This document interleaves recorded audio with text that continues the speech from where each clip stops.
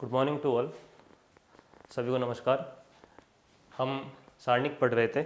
सारणिक में कुछ क्वेश्चंस मैंने आप लोगों को समझाए थे। पहले आपको थ्योरी समझाई थी उसकी, कुछ क्वेश्चंस हमें अभी और देखने, उसके बाद में हम नेक्स्ट चैप्टर पे आएंगे। ये एक मैंने क्वेश्चन बोर्ड पे लिख रखा है, इसका हम सॉल्यूशन देखते हैं। ये हमें सिद्ध करना है कि इस सारणी का मान जो है इस सारणी के बराबर होगा और गुणधर्मों की हेल्प से हमें ये चीज़ शो करनी है।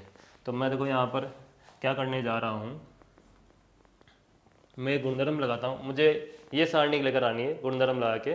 तो मैं सबसे पहले एक काम करता हूँ कि इन तीनों स्तंभों को जोड़ के पहले स्तंभ की जगह लिख लेता हूँ। मीन्स मैं संक्रिया लगा रहा हूँ C1 change C1 plus C2 plus C3, यानी कि मुझे पहले स्तंभ की जगह यानी इसकी जगह जो है इन तीनों स्तंभों को जोड़कर मुझे रखना है। समझ रहे हो आप? इसका मतलब ये नहीं कि केवल ये अवयव चेंज होगा, इसका मतलब ये पहला पूरा स्तंभ चेंज होगा। इस पहले पूरे स्तंभ की जगह इन तीनों स्तंभों का योग आएगा। मीन्स ये अवयव जो है ये अवयव इन तीनों का योग बनकर आएगा, यहाँ वाला अवयव भी इन तीनों का योग बनकर आएगा और यहाँ वाला अवयव भी इन तीनों का योग बनकर आएगा।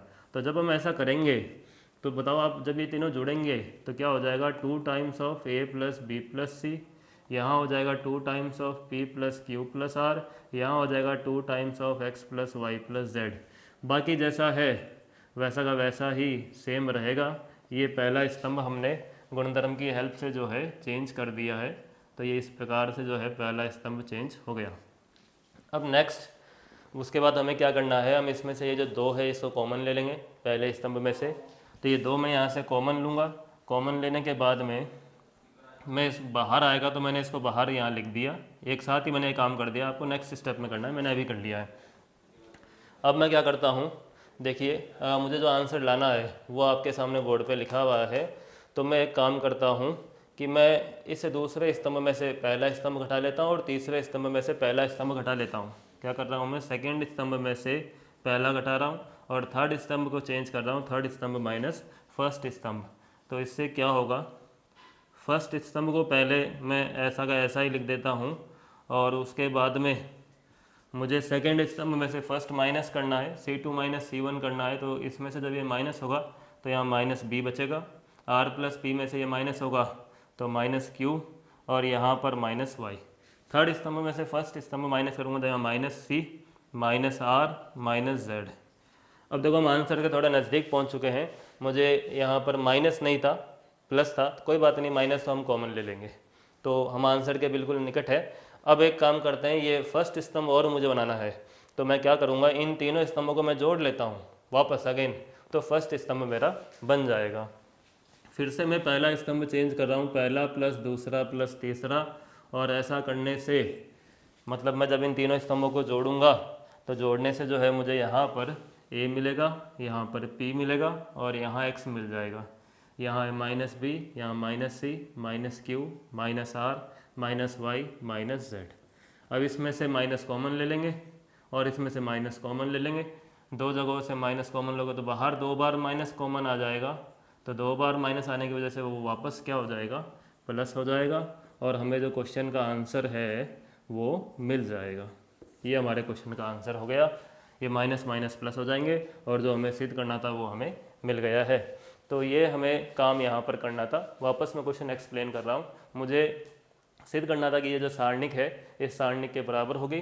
तो पहले मैंने इन तीनों स्तंभों को जोड़ा, जिससे ये जो 2 मुझे चाहिए था वो 2 यहाँ से कॉमन ले लिया था मैंने, क्योंकि ये यहाँ पर आया था, और यहाँ से फिर मैंने इसको बाहर ले लिया था। उसके बाद मुझे जो बाकी अवयव है वो बनाने थे। तो मैंने क्या किया, सेकंड स्तंभ में से फर्स्ट माइनस किया, थर्ड में से फर्स्ट मैंने माइनस किया, जिससे बाकी आ गए थे। ये 2 स्तंभ बन गए थे। उसके बाद इन तीनों स्तंभों को वापस जोड़ा, जिससे पहला स्तंभ बनकर जो है तैयार हो गया था। तो ये हमारा एग्जाम्पल है बुक में, एग्जाम्पल नंबर 12।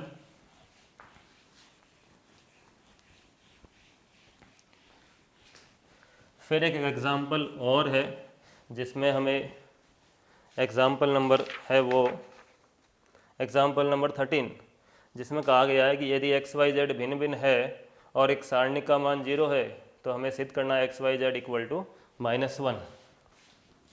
हमें एक सारणिक दी हुई है x y z x square y square z square 1 plus x cube 1 plus y cube 1 plus z cube equal to 0। इस सारणी का मान हमें 0 के बराबर दिया हुआ है। एग्जाम्पल नंबर 13 है ये, और इसमें यह कहा हुआ है कि एक्स वाई जेड यदि भिन्न भिन्न है तो हमें ये सिद्ध करना है कि, इसमें यह भी कहा हुआ है साथ साथ कि एक्स वाई और जेड जो है ये भिन्न भिन्न है, यानी कि अलग अलग है। और हमें अब क्वेश्चन में सिद्ध क्या करना है आपको पता है, x y z equal to -1। तो क्वेश्चन में हमें दो बातें दी हुई है कि एक्स वाई और जेड अलग अलग है और ये सारणिक 0 है। अब ये सिद्ध करना है कि एक्स वाई जेड का गुणा जो है वो -1 के बराबर होगा। तो सबसे पहले मैं गुणधर्म लगाकर इससे दो सारणी के बना लेता हूँ, क्योंकि ये दो अवयवों के योग के रूप में है। तो यहाँ से दो सारणी के बन जाएगी। उन दोनों सारणिकों का पहला और दूसरा स्तंभ जो है सेम ही होगा। तीसरा स्तंभ जो है टूटकर जो है दो भागों में डिवाइड हो जाएगा। एक सारणिक में 1 1 1 आ जाएगा और एक सारणिक में x cube y cube z cube आ जाएगा। अब उसके बाद हमें क्या करना है, मैं इसमें से x कॉमन ले सकता हूँ, इसमें से y ले सकता हूँ, इसमें से z ले सकता हूँ। तो मैं फर्स्ट पंक्ति में से x, सेकंड पंक्ति में से y और थर्ड पंक्ति में से z जो है मैं कॉमन ले रहा हूँ। उसे हम लोग नीचे नोट कर लेंगे। मैं डायरेक्ट अभी आपके सामने कॉमन लेकर ही रख रहा हूँ। X y z x square y square z square 1 1 1 plus x y z मैंने कॉमन लिया, इसमें से x लिया इसलिए यहाँ 1, यहाँ x स्क्वायर। सेकंड पंक्ति में से y कॉमन लिया तो 1 y स्क्वायर। थर्ड में से z कॉमन लिया है 1 z स्क्वायर इक्वल टू 0। अब उसके बाद में देखिए ऐसा कुछ ये बना है हमारे सामने। अब मुझे ये दिखाई दे रहा है कि ये दोनों सारणी के लगभग एक जैसी ही है, जैसे अवयव उसमें है वैसे अवयव इसमें है। थोड़ा सा चेंज ये है कि उनकी पोजीशन अलग अलग है। तो मैं कोशिश करता हूँ कि क्या पोजीशन सेम कर सकते हैं या नहीं कर सकते हैं। तो मुझे एक जैसा करने के लिए, जैसे मैं इस सारणी को ऐसा बनाना चाहूँ तो मुझे इस स्तंभ को उठाकर पहले स्तंभ की जगह लाना पड़ेगा। मीन्स मुझे इंटरचेंज करना है फर्स्ट स्तंभ को और थर्ड स्तंभ को। और ये काम किस में करना है, मुझे सारणिक नंबर 1 में करना है। ये काम मुझे पहले और तीसरे स्तंभ को इंटरचेंज करना है, जिससे पहला स्तंभ तीसरे स्तंभ की जगह आ जाएगा 1 1 1 और जो तीसरा स्तंभ है वो पहले स्तंभ की जगह आ जाएगा, दूसरा ऐसा का ऐसा रह जाएगा। लेकिन एक चीज़ आप भूल रहे हो, वो क्या है कि जब हम इंटरचेंज करते हैं इस तरीके से दो स्तंभ या दो पंक्तियों को तो चिन्ह भी तो बदलता है। ये लो चिन्ह बदल दिया मैंने, चिन्ह बदलना नहीं भूलना है मुझे, क्योंकि जब मैं इंटरचेंज करूँगा तो मुझे जो है चिन्ह बदला हुआ मिलेगा। अभी भी ये दोनों एक जैसे नहीं हुए हैं, अभी मुझे वापस इंटरचेंज करना है सेकंड और थर्ड स्तंभ को। तो मैं फिर से सेकंड और थर्ड स्तंभ को इंटरचेंज करने जा रहा हूँ, सेकंड और थर्ड स्तंभ को। अब देखो, अब दोनों सारणी की एक जैसी हो जाएगी। क्लियर आप लोगों के, ये भी यहाँ आ जाएगा, ये यहाँ आ जाएगा, तो दोनों सारणी के जो एक जैसी हो जाएगी। और फिर अगेन वापस माइनस आएगा, क्योंकि मैं फिर इंटरचेंज कर रहा हूँ तो फिर एक माइनस आएगा, चिन्ह वापस बदलना पड़ेगा, तो वापस क्या हो जाएगा, प्लस हो जाएगा। अब ये दोनों सारणी की क्या हो जाएगी, उसके बाद एक जैसी हो जाएगी। और फिर मैं इस सारणी को जो है कॉमन ले लूँगा। तो मैं एक साथ ये काम कर रहा हूँ 1 1 1 x y z x square y square z square, ये मैंने कॉमन ले लिया है, क्योंकि यहाँ भी ऐसा ही बन चुका है। और ये कॉमन लेने के बाद यहाँ क्या बचेगा फिर 1 plus x y z equal to 0। अब देखिए हमें सिद्ध क्या करना था, x y z equal to -1। तो कुछ बच्चे यहाँ से क्या करते हैं, इसमें इसका भाग लगा देते हैं, इसमें इसका भाग लगा देते हैं और ऐसा लिख लेते हैं कि 1 प्लस एक्स वाई जेड बराबर 0 आ गया और x y z equal to -1 आ गया। तो ये ऐसा नहीं करना है हमारे को, ये क्वेश्चन अधूरा है, अभी ऐसा करने पर अधूरा है। आपको जो कंडीशन दी गई थी इसका आपने उपयोग ही नहीं किया। और किसे पता है कि ये 0 नहीं है, क्या पता ये 0 हो जाए, तो ये 0 हो गया मान लीजिए, तो क्या हम इसमें भाग लगा सकते हैं क्या 0 में 0 का, नहीं लगा सकते हैं ना। तो अभी तो हमें इस सारणी के मान का पता ही नहीं है कुछ कि ये 0 है या नहीं है। यदि ये इसका मान 0 हो गया तो आप इस चीज़ का इधर भाग कैसे लगा सकते हैं, इसीलिए हम ऐसे इस तरफ भाग नहीं लगा सकते हैं। मैं क्या करूँगा, इस सारणी का मान ज्ञात करूँगा। और कल मैंने ऐसे एक सारणी का मान ज्ञात किया था जिसमें एक्स वाई जेड की जगह ए बी सी थे और मान आया था a minus B, B minus C, C minus A. दो जगह पर 0 बनाकर हमने ज्ञात किया था, वही आपको करना है। मैं डायरेक्ट लिख रहा हूँ इस सारणी का मान x minus Y, Y minus Z, Z minus X आ जाएगा, जो आपको दो बार संक्रिया लगाने से प्राप्त होगा। आपको दो जगह पर 0 बनाने हैं, तब आपको ये वाला मान जो है ये मिल जाएगा। अब उसके बाद हम आगे बढ़ते हैं। अब हमें एक चीज़ दी हुई थी ऊपर ही ऊपर कि एक्स वाई जेड जो है ये भिन्न भिन्न है, ये भिन्न भिन्न है, तो बताओ क्या इस चीज़ का मान 0 हो सकता है? नहीं हो सकता है, क्योंकि x और y अलग अलग है। इस गुणनखंड का मान 0 हो सकता है क्या? नहीं हो सकता है। इस गुणनखंड का हो सकता है क्या? नहीं हो सकता है। तो मैं ऐसे लिखूंगा कि चूंकि x is not equal to y is not equal to z, hence I can say that x minus y is not equal to 0, y minus z is not equal to 0, z minus x is not equal to 0। अतः निश्चित रूप से क्या होगा? 1 plus x y z equal to 0 होगा, और यहाँ से x y z equal to क्या आ जाएगा? -1 आ जाएगा। देखिए हमें सवाल में दिया हुआ था कि एक्स वाई और जेड अलग अलग है, तो ये 0 नहीं आ सकता है, क्योंकि ये तो एक्स और वाई के बराबर होने पर 0 आता। ये भी नहीं आ सकता है, ये भी नहीं आ सकता है। अब इन चारों को गुणा करने पर तो 0 आ रहा था, और हम ये जरूर जानते हैं कि हम 4 संख्याओं को गुणा कर रहे हैं और 0 प्राप्त हो रहा है, तो कोई तो 0 हो, वरना 0 कैसे आएगा संख्याओं को गुणा करने पर? तो 4 संख्याओं को गुणा करने पर 0 आ रहा है, तो कोई तो 0 होनी चाहिए। ये तीनों तो 0 नहीं है, इस दी गई कंडीशन से पता चल रहा है, ये मैंने लिख लिया। तो निश्चित रूप से जो चौथा गुणनखंड बचा है वो क्या होना चाहिए? 0 होना चाहिए। तो इसको मैंने 0 कर दिया फिर, और वहाँ से मुझे क्वेश्चन का आंसर मिल गया x y z equal to -1। तो ये अच्छा क्वेश्चन है, एग्जाम्पल नंबर 13 पर है, ये हमें ध्यान देना है इसका। उसके बाद हम आगे बढ़ते हैं, एक एग्जाम्पल 16 और है, उसको देखते हैं क्या है। उसमें भी हमें सिद्ध करना है।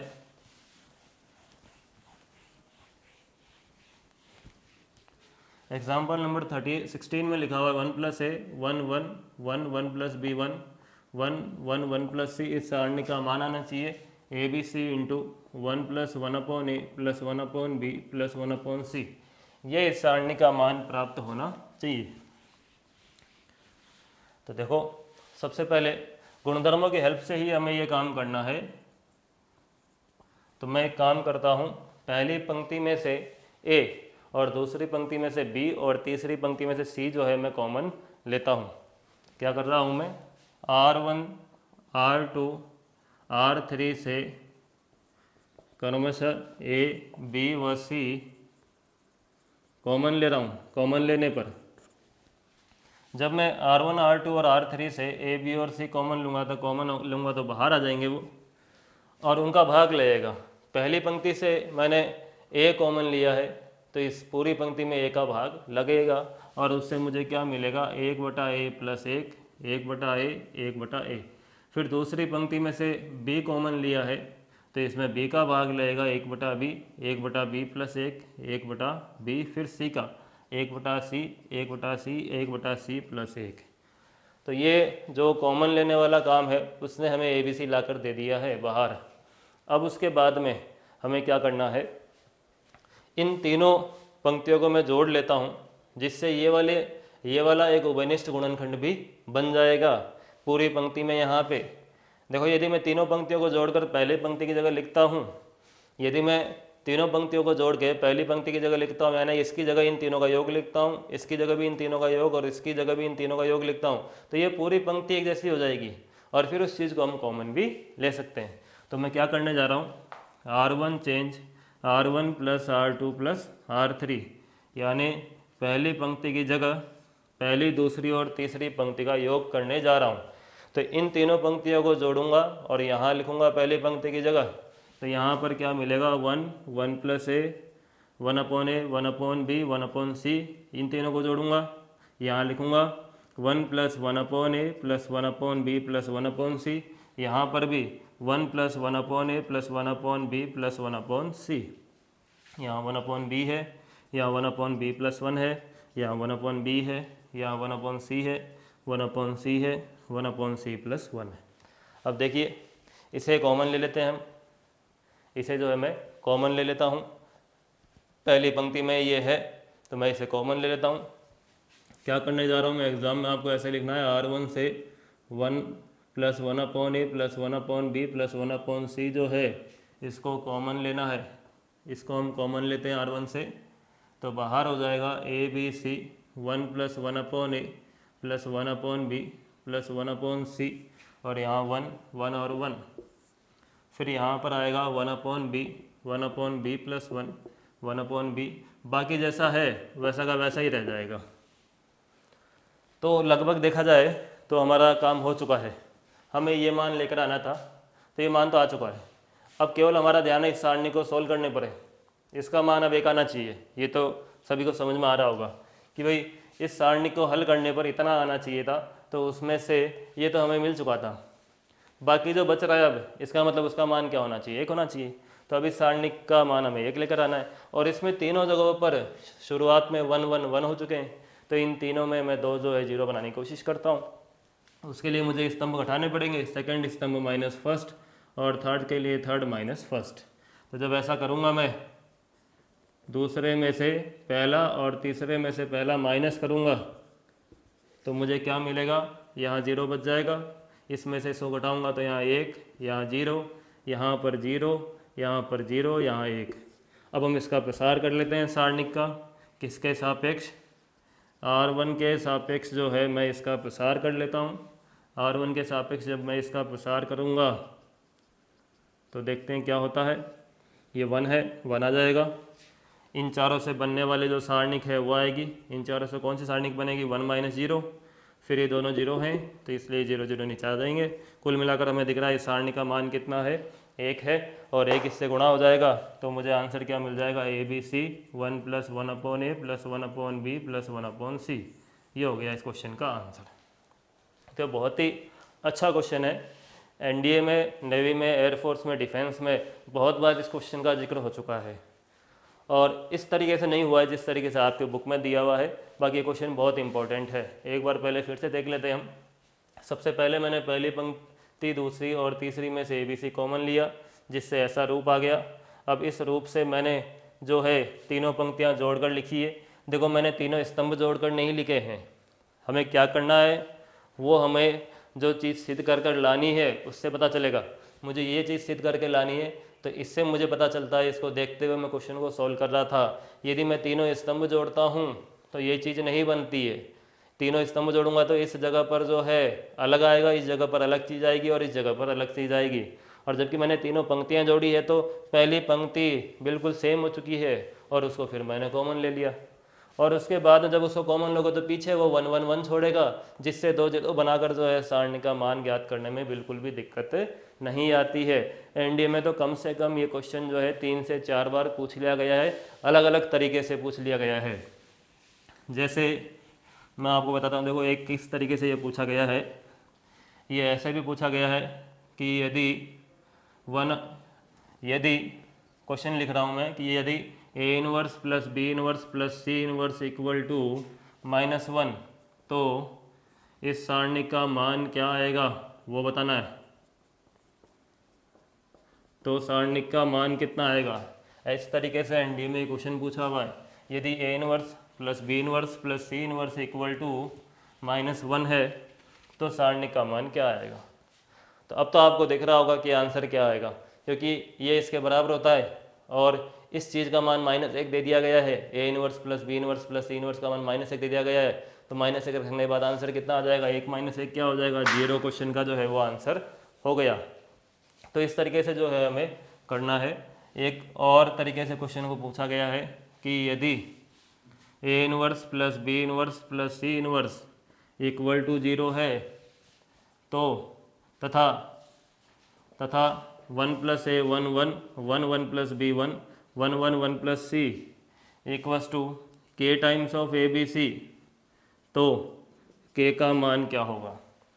मीन्स इस A inverse plus B inverse plus C inverse पे अलग अलग तरह की कंडीशंस लगाकर जो है क्वेश्चन बनाया जाता है कि ये इसका मान 0 हो जाए, तो और इसका मान K × ABC के बराबर है, तो K क्या होगा। अब आप बताओ, इसका मान जब 0 कर देंगे तो यहाँ पर क्या बचेगा? 1 ही बचेगा, और 1 इससे गुणा होकर आंसर क्या आएगा। फिर आंसर क्या आना चाहिए? फिर ABC आना चाहिए। तो फिर K का मान कितना होना चाहिए? जब आंसर ABC आ रहा है तो K का मान कितना होना चाहिए? 1। तो इस तरीके से एनडीए में ये क्वेश्चन जो है कई बार पूछा गया है। क्वेश्चन अच्छा है ये, और भी तरीक़ों से पूछा गया है। अभी मैंने आपको बस थोड़ा सा आइडिया दिया है इसका। बाकी हमारे 12th के बहुत सारे क्वेश्चंस है जो एग्ज़ाम्स में डायरेक्टली पूछ लिए जाते हैं, थोड़ा थोड़ा उनको चेंज करके जो है पूछा जाता है कई बार। एक उदाहरण और है, उदाहरण नंबर 20, उसको देखते हैं वो क्या है। सिद्ध करना है उसमें B + C का whole square A² A² B² C + A का whole square b square c square a plus b का होल स्क्वायर, इस सारणी का मान आना चाहिए 2abc a plus B plus c का होल क्यूब। ये इस सारणी का मान जो है आना चाहिए। फिर से मैं आपको यही कहना चाहूँगा कि जो हमें लाना है वो हमें दिखता रहना चाहिए कि जो हमें प्राप्त करना है वो ये है। इसको प्राप्त करने के लिए हम क्या करें, हम किसे घटाएं किसे जोड़ें। यदि हमें सारी पंक्तियों या सारे स्तंभों को जोड़ने से एक जैसा मान प्राप्त हो रहा है, जो पूछा गया उनमें से कोई एक चीज़ आ रही है कॉमन, तो हम वो काम करते हैं। या 3 जगहों पर हमें 1 दिख रहा है तो हो सकता है घटाने से कोई चीज़ कॉमन आ जाए जो हमने कल किया था। तो ठीक उसी तरीके से हमें सोच कर बताना होता है कि क्या करें हम। तो देखो मैं यहाँ क्या करने जा रहा हूँ, मैं यहाँ पर जो है दूसरे स्तंभ में से पहला घटा रहा हूँ और तीसरे में से पहला घटा रहा हूँ। वो क्यों कर रहा हूँ, वो मैं इसलिए कर रहा हूँ क्योंकि जो मुझे गुणनखंड चाहिए वो गुणनखंड मुझे प्राप्त हो सकता है ये करने से। क्या करने जा रहा हूँ मैं, सेकेंड स्तंभ में से फर्स्ट माइनस कर रहा हूँ, थर्ड में से भी फर्स्ट माइनस कर रहा हूँ। अब ऐसा करोगे तो आपको क्या मिलता है वो देखते हैं। देखो पहले तो फर्स्ट स्तंभ लिख देता हूँ जैसा है वैसा ही, क्योंकि यहाँ तो हमने कुछ किया नहीं है। अब सेकंड में से फर्स्ट स्तंभ माइनस करना है, तो सेकंड में से फर्स्ट माइनस करूँगा तो यहाँ a square minus b plus c का होल स्क्वायर, यहाँ सी प्लस ए का whole square minus B square, यहाँ 0, यहाँ a square minus b plus c का होल स्क्वायर, यहाँ 0, यहाँ ए प्लस बी का होल स्क्वायर माइनस सी स्क्वायर। तो आप तो कहोगे कि मैंने क्वेश्चन बड़ा कर दिया है। ऐसा नहीं है, मैंने बड़ा नहीं किया है। मैंने जब ये काम किया है तो मैं इस चीज़ को देखते हुए ही कर रहा हूँ। कैसे कर रहा हूँ, अब इस स्तंभ में से ए प्लस बी प्लस सी को मैं उठा पाऊँगा और इसमें से भी उठा पाऊँगा। वो कैसे, वो इस तरीके से कि देखो यहाँ हम A square minus B square वाला फॉर्मूला लगाएंगे। A square minus B square means A plus B into A minus B. वो फॉर्मूला मैं लगाता हूँ, यहाँ भी लगाता हूँ, और उसके बाद आपको ये चीज़ दिख जाएगी जो अभी नहीं दिख रही है। देखो पहले मैं फॉर्मूला लगा लेता हूँ। यहाँ जब A plus B A minus B वाला फॉर्मूला लगाऊंगा तो A plus C into A minus C मिलेगा। यहाँ लगाऊंगा तो C plus B into C plus A minus B, यहाँ 0, यहाँ पर A plus C into A minus सी, यहाँ 0, यहाँ ए plus C into A plus B minus C. इस तरीके से ये जो है मुझे दिखाई दे रहा है कि मैंने ए स्क्वायर माइनस बी स्क्वायर वाला फॉर्मूला लगाया तो मुझे ये मिल रहा है। अब देखो क्या इस पूरे स्तंभ में से ए प्लस बी प्लस सी नहीं ले सकते, इन दोनों जगह पर है, ये तो 0 है इसलिए कोई फर्क नहीं पड़ने वाला है। और इस स्तंभ में भी तो है ए प्लस बी प्लस सी, तो मुझे तो चाहिए था होल क्यूब, बट 2 बार तो मिला एटलीस्ट ए प्लस बी प्लस सी का होल स्क्वायर तो बनेगा बाहर कॉमन आके, तो इतना तो काम हो रहा है ना। तो इसीलिए मैंने ये घटाने वाला काम किया था, जिससे बाहर क्या बन जाएगा ए प्लस बी प्लस सी का होल स्क्वायर। अंदर क्या बच रहा है, पहले स्तंभ में तो जैसा है वैसा ही बच जाएगा पहला स्तंभ, और फिर दूसरे स्तंभ में यहाँ बचेगा ए माइनस बी माइनस सी, यहाँ पर सी प्लस ए माइनस बी, यहाँ 0, यहाँ पर ए माइनस बी माइनस सी, यहाँ 0, और यहाँ ए प्लस बी माइनस सी। तो कुछ तो काम हो गया हमारा। होल क्यूब हमें चाहिए था बट होल स्क्वायर मिल गया है। अब आगे हम और बढ़ते हैं। उसके लिए देखो क्या करते हैं हम। अब मैं इन दोनों को जोड़ लूँ मान लीजिए, और इसमें से घटाता हूँ, तो ये आपको पता है बी प्लस सी का होल स्क्वायर जो है B square plus C square plus 2bc होगा, और मैं घटाऊंगा इन दोनों को जोड़ के इसमें से, तो यहाँ क्या बच जाएगा 2bc बच जाएगा। तो क्वेश्चन सरल हो जाएगा। मैं क्या कर रहा हूँ, फर्स्ट पंक्ति को चेंज कर रहा हूँ, फर्स्ट में से घटा रहा हूँ सेकंड प्लस थर्ड पंक्ति। तो ऐसा करने से क्या होगा हमारा, देखिए मुझे फर्स्ट पंक्ति को चेंज करना है, ये पूरी चेंज होगी, ऐसा नहीं कि अकेला चेंज होगा, ये पूरी चेंज होगी। इसमें से माइनस होगा इन तीनों का योग, इन दोनों का योग, तो यहाँ क्या बच जाएगा 2bc। अब देखिए इन दोनों को जोड़ोगे और इसमें से माइनस करूँगा a माइनस बी माइनस सी में से, तो मुझे दिख रहा है -2c बचेगा। इन दोनों को जोड़कर इसमें से माइनस करूँगा तो मुझे यहाँ क्या मिलेगा -2b। तो देखिए जब मैंने ये काम किया तो जो पहले अंक थे या जो पहले संख्याएं थी वो अब छोटी हो चुकी है, बहुत फ़ायदा हो गया है। और देखिए जो 2 लाना था वो 2 भी हमें मिल रहा है। कैसे, इसमें से कॉमन आ जाएगा पहली पंक्ति में से, तो मैं इसमें से कॉमन ले रहा हूँ। यहीं पर ये काम कर दिया है मैंने, ठीक है, यहीं से हटा दिया मैंने ताकि मुझे बार बार नहीं लिखना पड़े। ये 2 यहाँ आ गया है, अब चाहे तो आप प्रसार कर लो, अब कुछ मुश्किल नहीं है इसका प्रसार करना। यहाँ प्रसार करना थोड़ा मुश्किल था, अंक काफ़ी बड़े थे, यहाँ मुश्किल नहीं है, आप चाहे तो प्रसार कर सकते हो। या आप ये चाहते हो कि नहीं मैं तो पहले 2 जीरो बनाऊंगा उसके बाद ही प्रसार करूंगा, तो वो भी ऑप्शन है। मीन्स मैं क्या कहना चाह रहा हूँ आपको कि आप यहाँ पर भी प्रसार कर सकते हैं, और आप चाहते हो नहीं पहले 2 जीरो बनाओ एक पंक्ति में या एक स्तंभ में, उसके बाद प्रसार करेंगे, तो वो भी हम कर सकते हैं। तो देखिए उसके लिए मुझे क्या करना है, उसके लिए मैं जो है सेकंड स्तंभ को चेंज कर रहा हूँ। सेकंड में जोड़ूंगा फर्स्ट में बी का भाग लगा के, और थर्ड स्तंभ को चेंज कर रहा हूँ, थर्ड स्तंभ में जोड़ूंगा फर्स्ट स्तंभ में सी का भाग लगा के। क्या आएगा देखो, सेकंड स्तंभ को चेंज कर रहा हूँ C2, जिसको चेंज करना है उसको इधर लिखना है, मैंने समझाया है आपको। क्या चेंज कर रहा हूँ मैं, सेकंड स्तंभ में जोड़ रहा हूँ फर्स्ट स्तंभ में बी का भाग लगा के। तो देखिए क्या होगा, बताओ आप लोग क्या होगा। जब मैं इसमें बी का भाग लगाऊँ फर्स्ट स्तंभ में और इसमें जोड़ूँ तो यहाँ 0 हो जाएगा।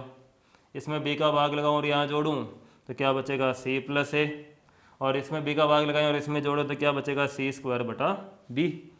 फिर इसमें सी का भाग लगा के इसमें जोड़ना है थर्ड स्तंभ में, ये देखो ये रहा यहाँ पे, तो थर्ड स्तंभ में जोड़ना है फर्स्ट स्तंभ में सी का भाग लगा के, तो सी का भाग लगा के इसमें जोड़ूंगा यहाँ 0, सी का भाग लगा के इसमें जोड़ूंगा, सी का भाग लगा के इसमें जोड़ूंगा तो यहाँ A+B। ये चीज़ हो चुकी है, देखिए 2 जीरो बन गए ना अब जो आपको चाहिए थे। लेकिन एक काम हो चुका है अब, वो क्या है कि अब आप जब प्रसार करोगे तो आपको इस सारणी का मान निकालना पड़ेगा, और यहाँ पर थोड़ा अलग था। तो वो आपके ऊपर चॉइस है, चाहे यहाँ प्रसार कर लो चाहे यहाँ प्रसार कर लो। अब हमें प्रसार करना है और वो प्रसार आप लोग खुद कर लीजिएगा। उससे आपको मिलेगा 2 × A + B + C का होल स्क्वायर, तो पहले से है ही भाई, 2 × A + B + C का होल स्क्वायर तो पहले से है ही।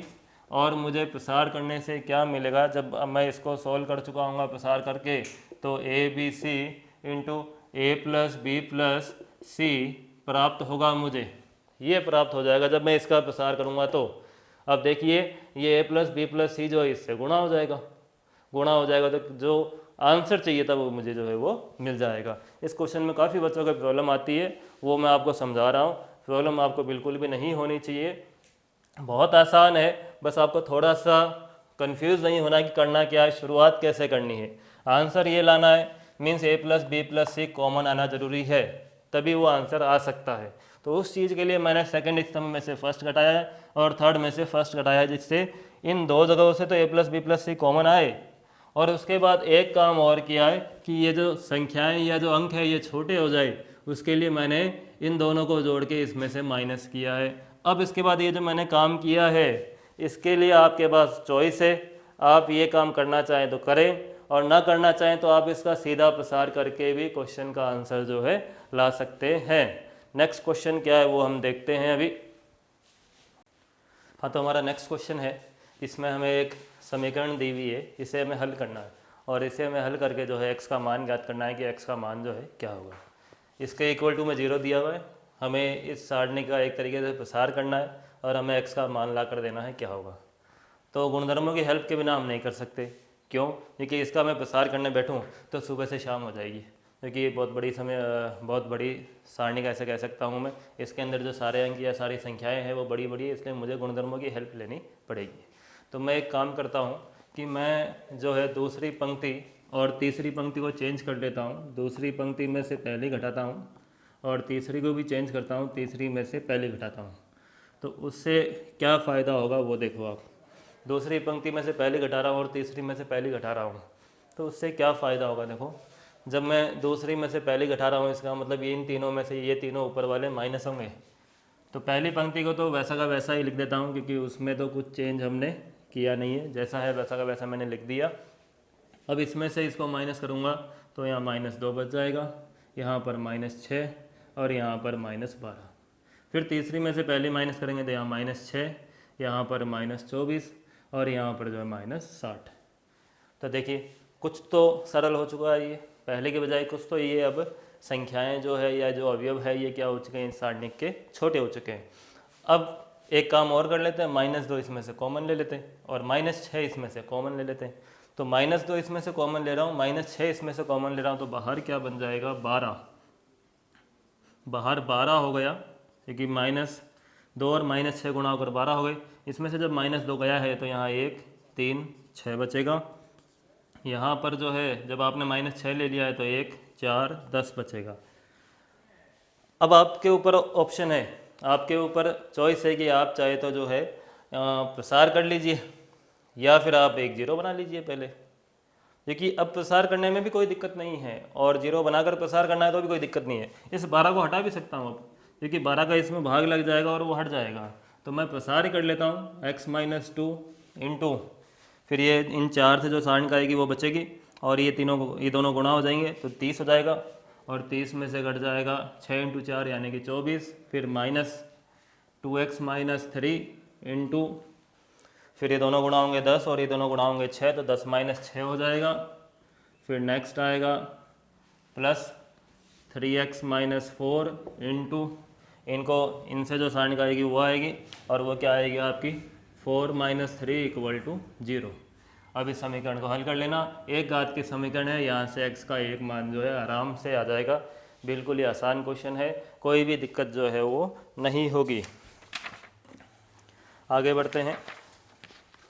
एक दो क्वेश्चन हमारे बुक में ये ओमेगा वाले भी हैं, जो W की तरह आकृति होती है ओमेगा, इसे हम ओमेगा पढ़ते हैं, जो इकाई का घनमूल होता है, इकाई का घनमूल। हाँ, इसके बारे में तो आपने पढ़ा होगा कि जो इकाई है उसके 3 घनमूल होते हैं, उनमें से एक वास्तविक होता है जो 1 है और 2 काल्पनिक आते हैं -1 + √3i/2 और -1 - √3i/2।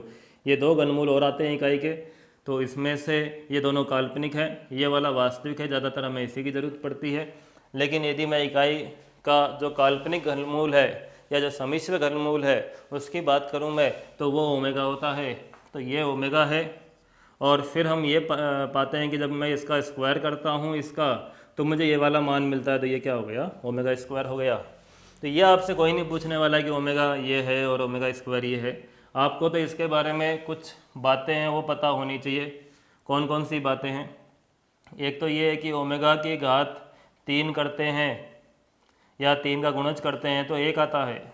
एक तो बात ये है, ओमेगा की घात 3 का गुणज करोगे तो 1 आएगा, ये बात हमें ध्यान रखनी है। मीन्स ओमेगा क्यूब 6 9 12 इन सब का मान कितना आएगा, 1 आएगा। और उसके बाद 1 + ओमेगा स्क्वायर का मान 0 होता है। दूसरी बात हमें ये ध्यान रखनी है, ये तो आप लोगों को पढ़ाया गया होगा, इसकी अभी हमें जरूरत नहीं पड़ रही है कि ओमेगा कौन है और ओमेगा स्क्वायर कौन है। बस ये 2 बातें पता हो आपको तो आप जो है क्वेश्चंस कर लेंगे, कोई दिक्कत नहीं आएगी। जैसे मुझे ओमेगा की पावर 8 है, इसका मान निकालना है, तो मैं इसे ऐसे ओमेगा की पावर 6 × ओमेगा स्क्वायर लिख सकता हूँ और इसका मान 1 हो जाएगा, तो बचेगा ओमेगा स्क्वायर। तो इस तरीके से ओमेगा की घात 8 को सरल करने के बाद मुझे क्या प्राप्त होगा, ओमेगा स्क्वायर जो है वो प्राप्त होगा। ओमेगा की घात मान लीजिए 4 है, तो उसे ओमेगा क्यूब × ओमेगा लिख सकता हूँ, फिर ओमेगा बच जाएगा। तो इस प्रकार से ये ओमेगा होता है। इस पर 1-2 क्वेश्चन है जो हमें देखने हैं। एक क्वेश्चन मैं आपको एक्सप्लेन करता हूँ। बुक में क्वेश्चन दिया हुआ है कि सारणिक का मान ज्ञात कीजिए। यहाँ 1 है, यहाँ घात 4 है, यहाँ 8 है, 4 घात 8 घात 1 8 घात 1 4 घात, इसका मान ज्ञात करना है क्या है। तो हम क्या करेंगे, अभी आपको समझाया, नेक्स्ट स्टेप में आपको करना है। ओमेगा की घात 4 है वो क्या बन जाएगी, ओमेगा। 8 घात है वो क्या बदल जाएगा, 2 घात में, ये 1 में बदल जाएगा, ये फिर 2 बन जाएगी। नेक्स्ट स्टेप में करना है आपको, ये भी 2 हो जाएगा और ये भी क्या हो जाएगा, 1 हो जाएगा। अब देखिए गुणधर्म लगा लेते हैं, उससे हमारा काम हो जाएगा। कौन सा गुणधर्म, तीनों पंक्तियों को जोड़ के पहली पंक्ति की जगह लिख दो। तीनों पंक्तियों को जोड़ के पहली पंक्ति की जगह लिखता हूँ, इन तीनों को जोड़ता हूँ, इन तीनों को जोड़ता हूँ और इन तीनों को जोड़ के यहाँ लिखता हूँ पहली पंक्ति की जगह। तो इन तीनों को जोड़कर यहाँ क्या आएगा, 1 + ओमेगा स्क्वायर। यहाँ क्या आएगा, यहाँ भी वही आएगा और यहाँ भी वही आएगा। और अभी आपको क्या बताया था, 1 + ओमेगा स्क्वायर का मान क्या होता है, 0 होता है। तो पहली पूरी पंक्ति क्या बदल जाएगी, पहली पूरी पंक्ति क्या बन जाएगी, 0 बन जाएगी। और जब एक पंक्ति के सारे भी 0 तो सारणिक का मान क्या आएगा, 0 आएगा। तो इस प्रकार से ये ओमेगा वाले क्वेश्चन है। 1-2 क्वेश्चन और भी हैं। उन पे आप ध्यान दे लेना।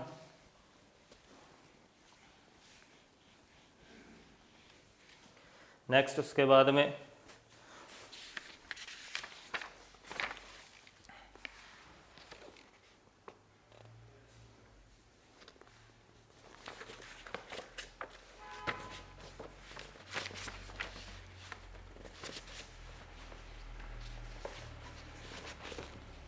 एक सारणिक हमें दी हुई है विविध के 16वें में, वो है a plus B plus C minus C minus B minus C, A plus B plus C minus A minus B minus A, C plus B is equal to, इसका मान बताना है 2 इंटू A plus B plus C plus A, इसका मान जो है वो आना चाहिए।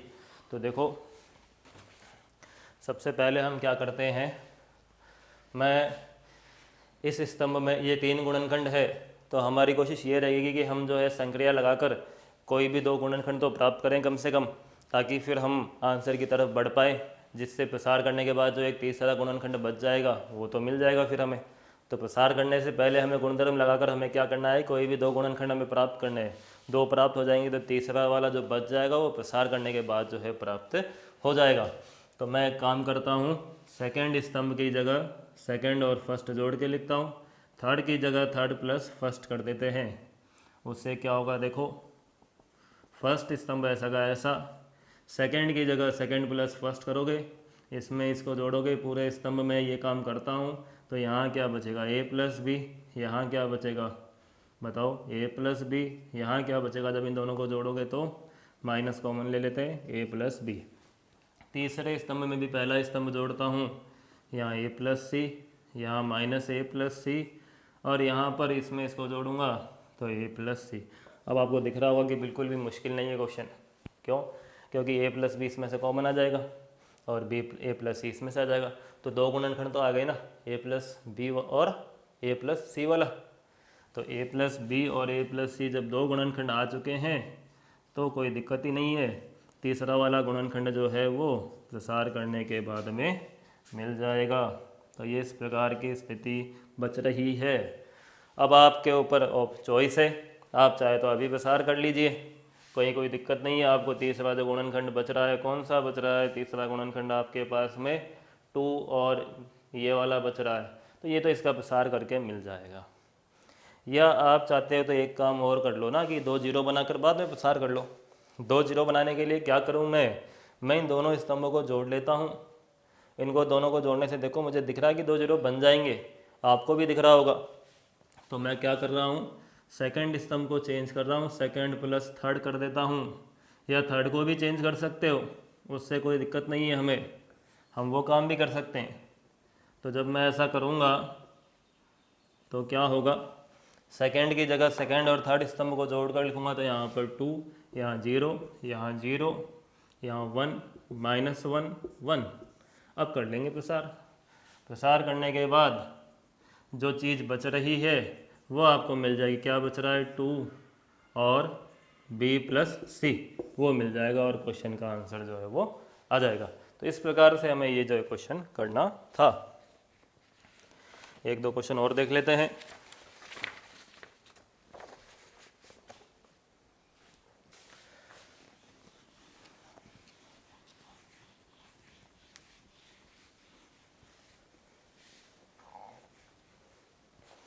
यस, एक क्वेश्चन और है जिसमें हमें x का मान ज्ञात करना है। 21वां क्वेश्चन, जिसमें दिया हुआ है पहले तो कि a plus B plus c बराबर 0 है, फिर कहा हुआ है कि a minus x c b minus x a b a c minus x equal to 0 है।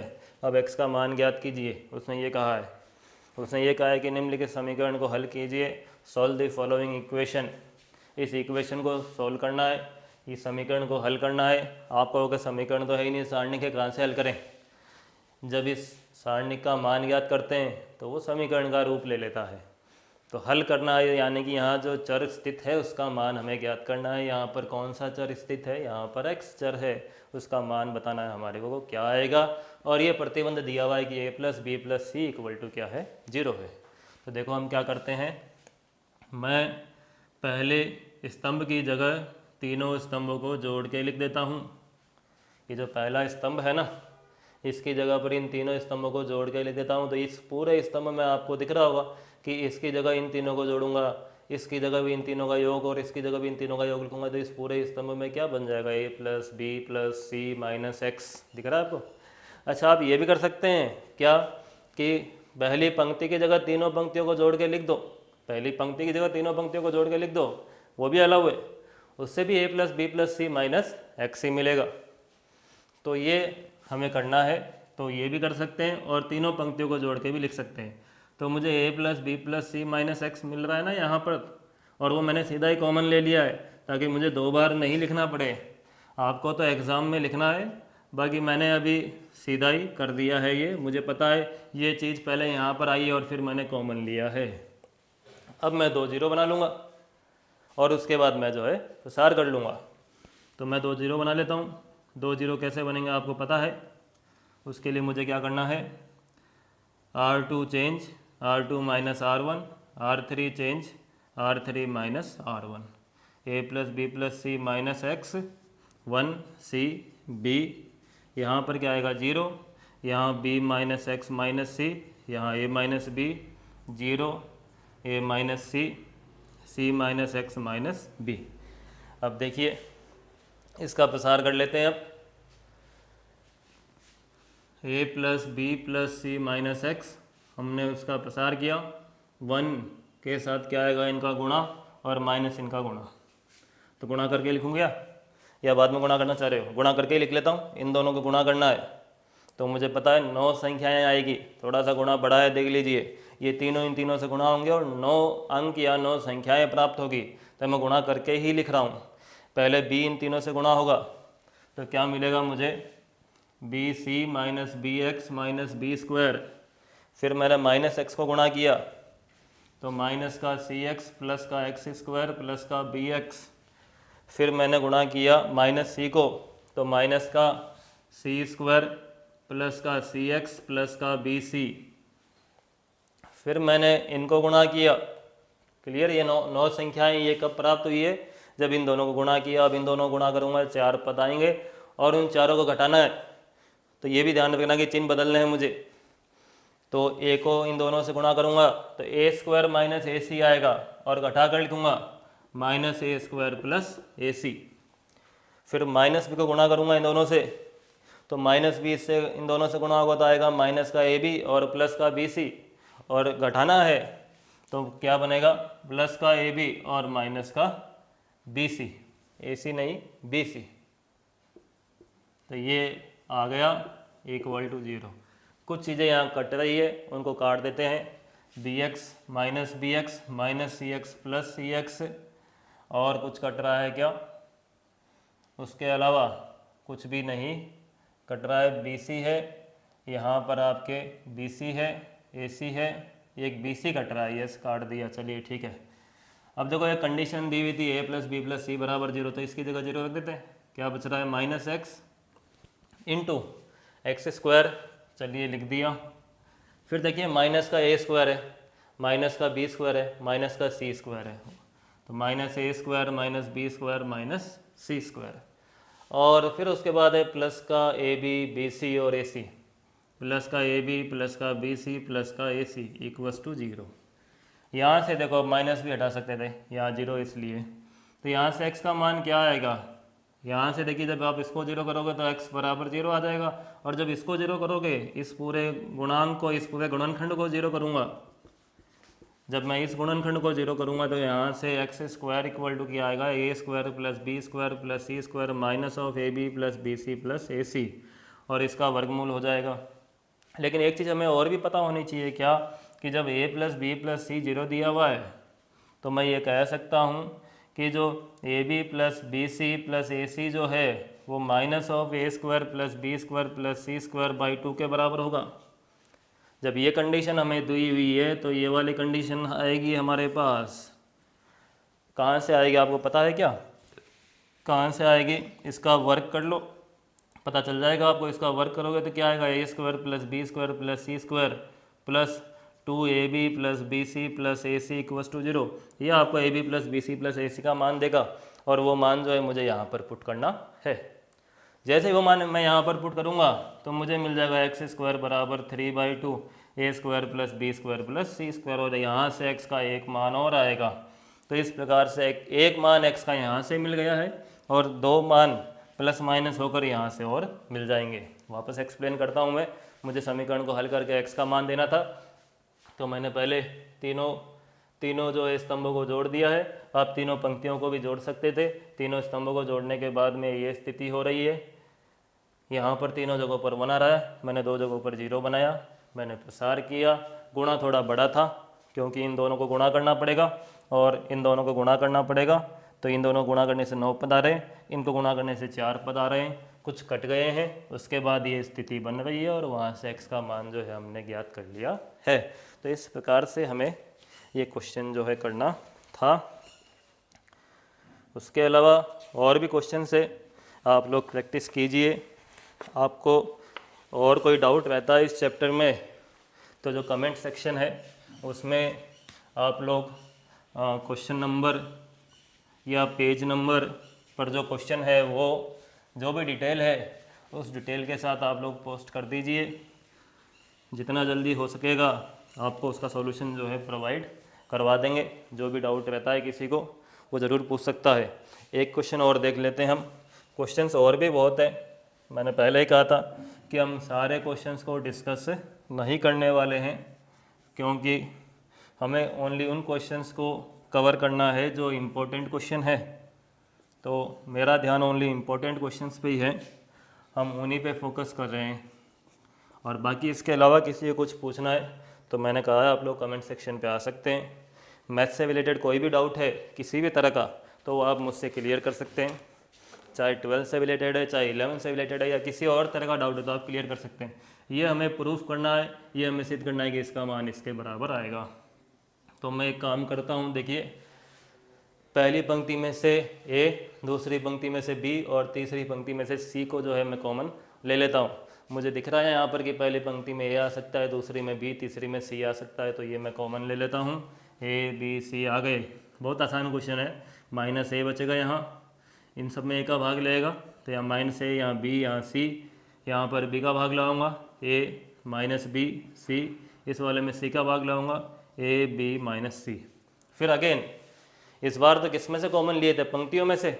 उसको आपको एग्ज़ाम में लिखना भी है कि R1 R2 R3 से क्रमशः ए बी सी को उभयनिष्ठ या कॉमन लेने पर, ऐसे लिखना है आपको। अब देखिए स्तंभों में से कॉमन आ सकता है, इस स्तंभ में से, इस स्तंभ में से और इस स्तंभ में से ए बी सी कॉमन आ सकते हैं। बहुत ही आसान है। तो again a B c common आएंगे तो क्या बन जाएगा, a square b square c square, यहाँ -1 1 1 -1 1 1 1 -1। अब 2 0 बना लेंगे। बताइए कहाँ पे प्रॉब्लम है। बहुत इजीली बना सकते हो आप, बहुत इजीली बना सकते हो। आपके पास बहुत सारे ऑप्शन है। पहले दूसरी पंक्ति को जोड़ लो, दूसरी तीसरी को जोड़ लो, पहले दूसरे स्तंभ को जोड़ लो, दूसरे तीसरे स्तंभ को जोड़ लो, कोई भी एक काम कर लो, उससे आपको एक जगह पर या तो एक पंक्ति या एक स्तंभ में 2 0 बन जाएंगे और उसके बाद प्रसार कर लीजिएगा।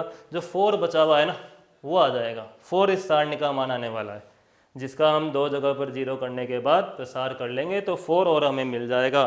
तो इस तरह के क्वेश्चन से जो हमें सॉल्व करने हैं और हमें जो है उनका आंसर देना है। तो ये इतना ही इम्पोर्टेंट था यहाँ पर, जो हमने लगभग जो है कवर कर लिया है। आगे बढ़ते हैं। उसके बाद अब नेक्स्ट चैप्टर है 5th। मैंने कहा था 5th चैप्टर को हम देखने वाले हैं उसके बाद। तो ये 2 चैप्टर हमारे जो इम्पोर्टेंट क्वेश्चन थे उससे कवर हो गए। अब 5th चैप्टर को देखते हैं, जिसमें हमारा ये जो 3rd और 4th चैप्टर से रिलेटेड पार्ट था वो काम आएगा। तो 5th चैप्टर जो है वो है आपका व्युत्क्रम आव्यूह, और जो रैखिक समीकरण निकाय है उसका हल, रैखिक समीकरण निकाय का हल।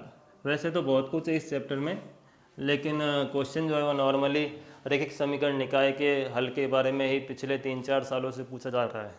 इसीलिए हमें उम्मीद करते हैं कि हो सकता है इस साल जो है व्युत्क्रम आव्यूह में से पूछ लिया जाए। बाकी ऐसा हुआ नहीं है अभी तक जो है क्वेश्चन जो ये इसका इम्पोर्टेंट पार्ट है रैखिक समीकरण निकाय के हल उसी में से पूछा जाता आया है। 4 नंबर की प्रश्नावली है, 1+3, एक क्वेश्चन 1 नंबर का, एक क्वेश्चन जो है 3 नंबर का।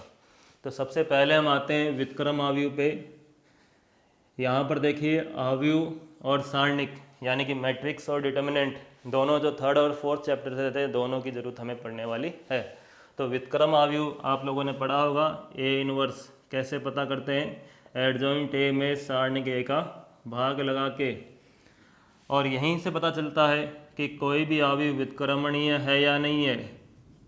व्युत्क्रमणीय है कब, जब सारणिक ए 0 न हो, और अव्युत्क्रमणीय कब है, अव्युत्क्रमणीय तब है जब सारणिक ए 0 हो। क्योंकि व्युत्क्रमणीय का मतलब क्या है आपको पता है, व्युत्क्रम कर सकते हैं। व्युत्क्रमणीय मीन्स व्युत्क्रम कर सकते हैं। आप यहाँ से बताओ, व्युत्क्रम यानी ये इनवर्स यानी कि व्युत्क्रम ये कब कर सकते हो आप, जब इसका मान जो है 0 ना हो। इसका मान 0 हुआ तो कैसे इनवर्स आएगा। और अव्युत्क्रमणीय का मतलब व्युत्क्रम नहीं कर सकते। तो व्युत्क्रम कब नहीं कर सकते हैं, जब सारणिक का मान क्या हो, 0 हो। 1 नंबर का क्वेश्चन इस पे बनता है। किस पे, इस पे बनता है कि हमें एक आव्यूह दे दिया जाएगा और कहा जाएगा वह अव्युत्क्रमणीय है। तो किसी एक चीज़ का मान, उसके अंदर जो अज्ञात अवयव है उसका मान पूछा जा सकता है, 1 नंबर का क्वेश्चन। अब उसके बाद ये इनवर्स का फॉर्मूला इसके अंदर आपको पता है, एडजॉइंट ए है ये और ये सारणिक ए है। एडजॉइंट ए आप लोगों ने पढ़ा होगा कैसे आता है। एडजॉइंट ए जिसे हिंदी में सहखंडज बोलते हैं वो कैसे आता है, जितने भी सहखंड है उनसे आव्यूह बनाकर उसका हम क्या कर लेंगे, ट्रांसपोज कर लेंगे। एडजॉइंट ए जो है सहखंडों से प्राप्त आव्यूह का ट्रांसपोज है। और एडजॉइंट ए 2x2 का वाली आव्यूह का डायरेक्ट भी ला सकते हैं, ये भी पढ़ा होगा आप लोगों ने। जैसे ये 2x2 का एक आव्यूह है, मुझे यदि इसका एडजॉइंट चाहिए तो डायरेक्ट आ जाएगा। करना क्या है, इन दोनों को करना है इंटरचेंज। क्या करना है, इन दोनों को इंटरचेंज, और इन दोनों का क्या करना है, साइन चेंज। साइन मतलब चिन्ह बदलना है। इन दोनों को तो इंटरचेंज करना है, इन दोनों का केवल चिन्ह बदलना है। यहाँ बच जाएगा एस, यहाँ पी, और इनके केवल चिन्ह बदलने हैं, -q -r। अब ट्रांसपोज मत कर लेना कहीं, आप अब ट्रांसपोज भी कर लो। ये एडजॉइंट है ज्ञात करने का शॉर्ट तरीका है इस 2x2 वाले आव्यूह के लिए, ओनली इसी के लिए है ये। 2x2 वाली जो आव्यूह है ना उसका एडजॉइंट निकालने का ये शॉर्ट तरीका है कि इनको इंटरचेंज कर लीजिए और इनके चिन्ह बदल लीजिए। ट्रांसपोज मत कर लेना आप। ट्रांसपोज तो वहाँ है फॉर्मूले में, सहखंड ज्ञात करके सारे रखे जाए और फिर ट्रांसपोज किया जाए, वो यहाँ पर है। ये हम 3x3 वाली आव्यूह के लिए करने वाले हैं। जब भी हमारे पास 2x2 की आव्यूह रहेगी तो मैं डायरेक्टली ऐसे ही काम करने वाला हूँ उसके लिए। और 3x3 की आव्यूह होगी तो वहाँ पर मैं सारे सहखंड निकालूंगा और उसके बाद जो है मैं ट्रांसपोज करने वाला हूँ, तब जाकर एडजॉइंट ए आएगा और सारणिक ए निकाल कर उसका भाग लगाऊंगा।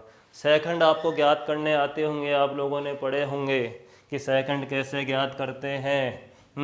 आपने पढ़ा होगा 3x3 का एक आव्यूह दिया जाए तो वहाँ पर जो है हम सहखंड किस प्रकार से ज्ञात करने वाले हैं हर अवयव के।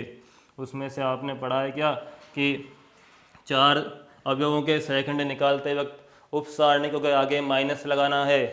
यदि मैं इसका सहखंड निकाल रहा हूँ, इसका और इसका और इसका, तो मुझे माइनस यूज़ करना पड़ेगा और बाकियों के आगे प्लस यूज़ करना है, आप लोगों ने पढ़ा होगा। तो इस तरीके से एडजॉइंट ए निकाला जाएगा। क्वेश्चन अभी हम और करेंगे तब मैं इसको समझा दूंगा। तो ये ए इनवर्स है। इसके बाद जो इसका उपयोग है वो क्या है,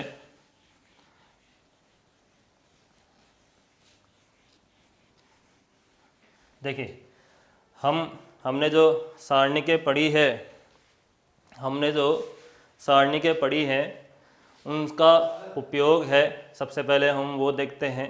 उपयोग है त्रिभुज का क्षेत्रफल ज्ञात करने के लिए।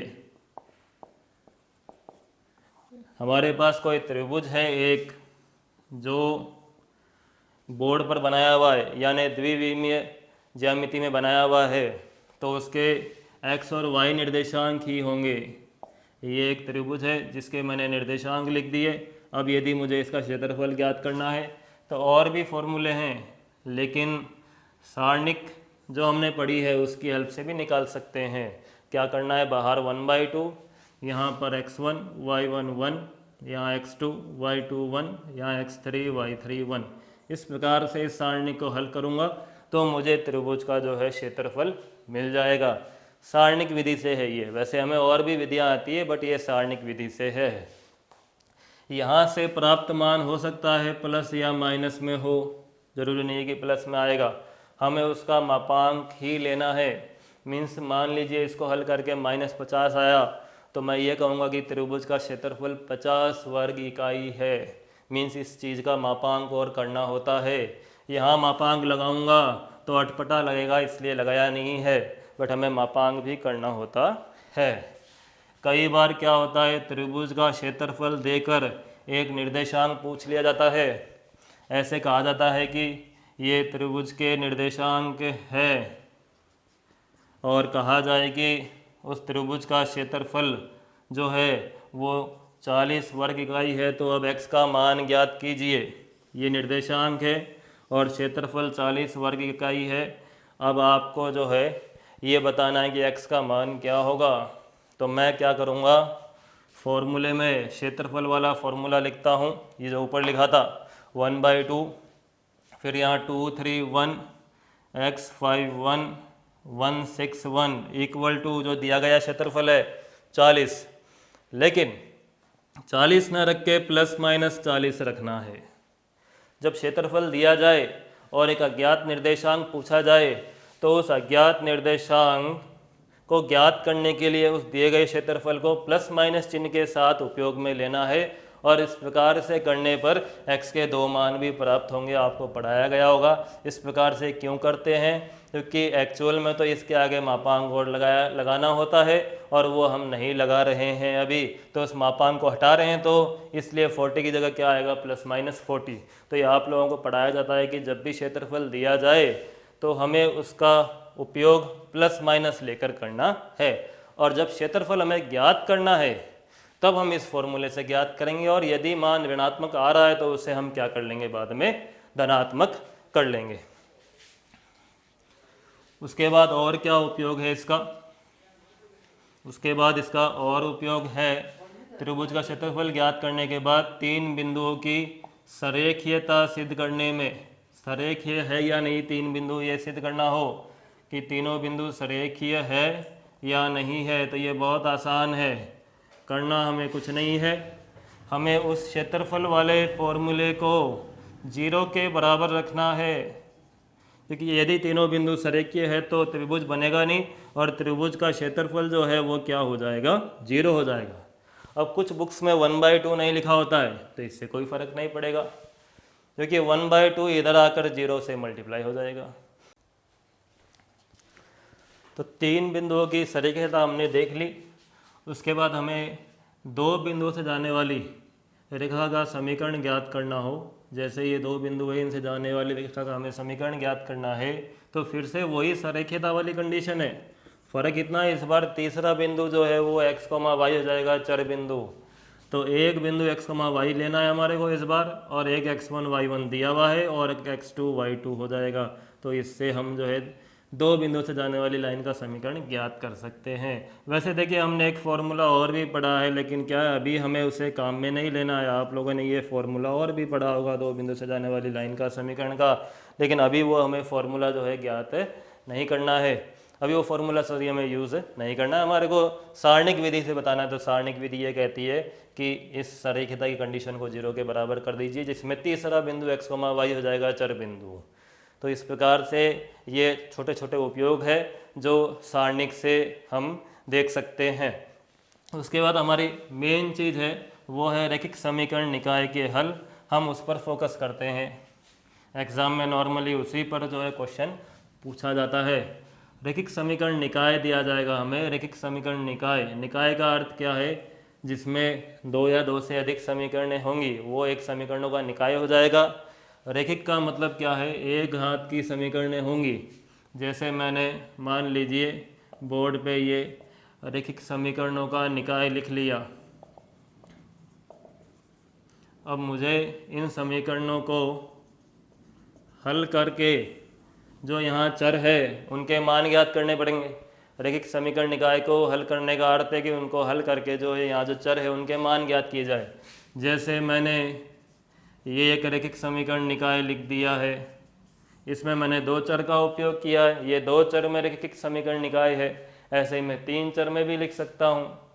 जैसे हम यहाँ से हल करके x और y का मान ज्ञात कर रहे थे, वैसे यहाँ हल करके हमें x, y और z का मान ज्ञात करना है। उसमें भी आप लोगों ने पढ़ा होगा तीन संभावनाएं संभव होती है हल करते वक्त। या तो हो सकता है कि अद्वितीय हल प्राप्त हो, या हो सकते हैं कि अनंत हल प्राप्त हो, या हो सकता है कि कोई हल नहीं प्राप्त हो।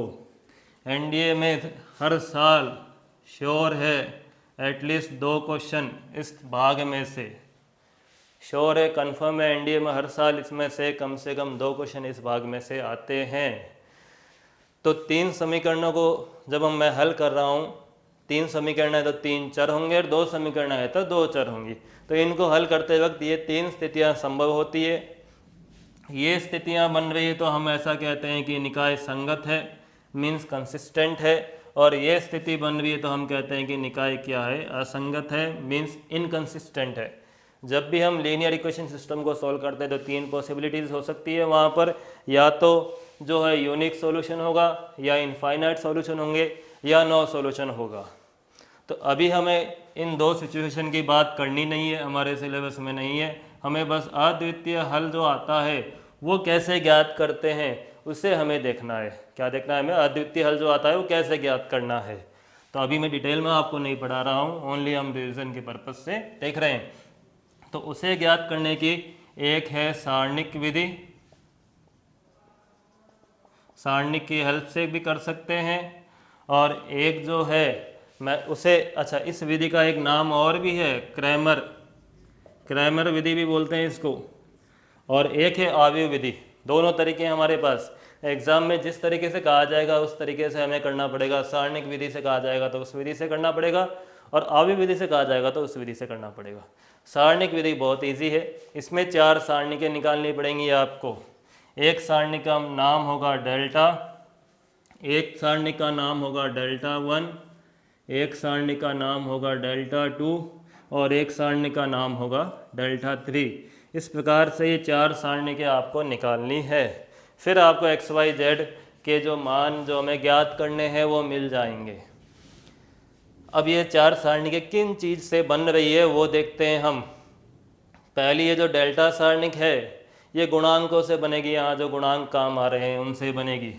A1 B1 C1, A2 B2 C2, A3 B3 C3, यहाँ जो एक्स वाई जेड के गुणांक हैं उनसे ये सारणिक बनेगी। फिर ये तीनों सारणिक के यदि आपने ये सारणिक सही लिख लिए तो आ जाएंगी।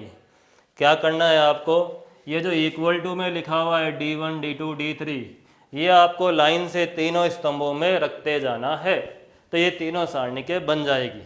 मीन्स ये D1 D2 D3 मुझे कहाँ लिखना है, डेल्टा 1 बनाने के लिए पहले स्तंभ में लिखना है। D1 D2 D3 लिख दिया, यहाँ B1 B2 B3, यहाँ C1 C2 C3। फिर आगे बढ़ते हैं हम। सेकंड डेल्टा 2 कैसे बनेगा, जब इसे मैं कहाँ रखूँगा, सेकंड स्तंभ में रख दूँगा। तो फर्स्ट स्तंभ लिख देता हूँ पहले, फिर सेकंड स्तंभ में D1 D2 D3 को मैंने लिख दिया है, और इस D1 D2 D3 को जब लास्ट स्तंभ में रख दूँगा तो मुझे जो है डेल्टा 3 मिल जाएगा। तो इस प्रकार से पहले गुणांकों से बनने वाले सारणिक है डेल्टा, और उसके बाद में जो है इन तीनों के लिए आपको इस D1 D2 D3 को क्रमशः पहले स्तंभ, दूसरे स्तंभ और तीसरे स्तंभ में रखना है। देखो पहले में रख दिया, दूसरे में रख दिया, तीसरे में रख दिया। इस प्रकार से जो ये 4 सारणिकें बन रही है, इन चारों सारणिकों का आप लोग जो है मान ज्ञात करेंगे, और उसके बाद एक्स वाई जेड के मान प्राप्त होंगे। एक्स का मान डेल्टा 1 बटा डेल्टा से आएगा, वाई का मान डेल्टा 2 बटा डेल्टा से, और जेड का मान डेल्टा 3 बटा डेल्टा से आएगा। इससे एक्स का, इससे वाई का और इससे जेड का मान जो है आपको प्राप्त हो जाएगा। प्राप्त हुए मानों को हम वापस चेक भी कर लेंगे क्या वो मान समीकरण को संतुष्ट करते हैं क्या? एक्स वाई जेड के मान यहाँ रखने से क्या ये समीकरण संतुष्ट हो रही है क्या, और ये संतुष्ट हो रही हैं क्या? हो रही हैं तो हमने सही किया है, और नहीं हो रही है तो हमने कुछ ना कुछ गलती की है। एक आव्यूह विधि भी है, वो हम नेक्स्ट क्लास में डिस्कस करेंगे। पिछली बार एग्जाम में क्वेश्चन आव्यूह विधि से आया था, तो हो सकता है इस साल सारणिक विधि से आ जाए, और नहीं आता है तो फिर इनवर्स आव्यूह ज्ञात करने वाले क्वेश्चन भी है, उनमें से भी आने की संभावना है। तो कल जो है हम पहले आव्यूह विधि पढ़ेंगे, और उसके बाद में कुछ इंपॉर्टेंट क्वेश्चन है उनको हम जो है डिस्क्राइब करेंगे। Thank you.